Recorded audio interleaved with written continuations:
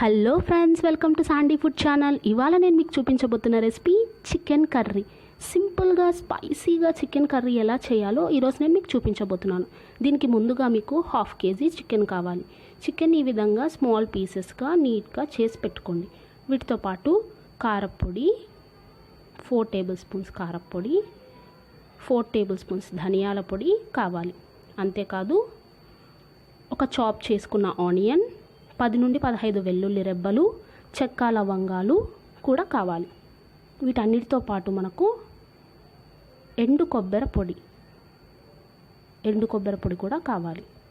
ఇప్పుడు ఈ ఎండు కొబ్బరి, చెక్క లవంగాలు, వెల్లుల్లి రెబ్బలు, ఆనియన్స్ అన్నిటినీ కలిపి మనం మిక్సర్ జార్లో ఈ విధంగా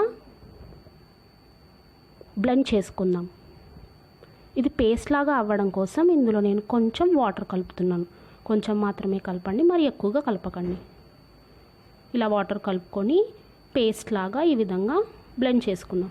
తర్వాత స్టవ్ వెలిగించి ఒక బౌల్ పెట్టుకొని అందులో చికెన్ పీసెస్ యాడ్ చేసుకొని దాంట్లో 2 tablespoons సాల్ట్ వేసుకొని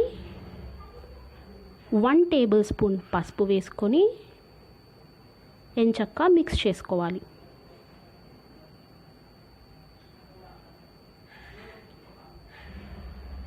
సాల్ట్ అండ్ పసుపు యాడ్ చేసిన తర్వాత ఇందులో మనము 3 to 4 tablespoons ఆఫ్ ఆయిల్ కూడా యాడ్ చేసుకుందాం. పసుపు ఉప్పు వేసిన తర్వాత దీన్ని యాడ్ చేసుకోండి.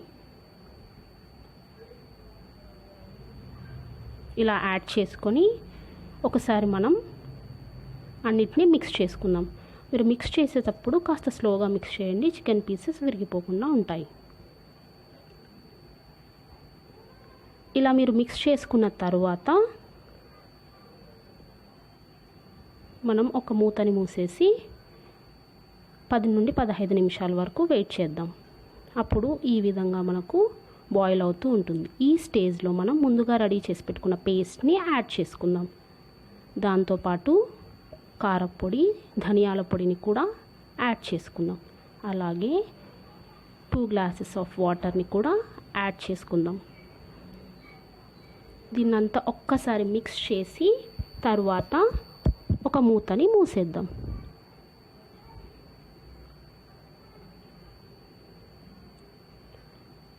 ఒక 10 minutes తర్వాత మనం ఓపెన్ చేసి చూస్తే ఈ విధంగా మన చికెన్ మొత్తం బాయిల్ అయిపోయి ఉంటుంది. మనకు ఎంత గ్రేవీ కావాలో అంత గ్రేవీని మాత్రమే పెట్టుకొని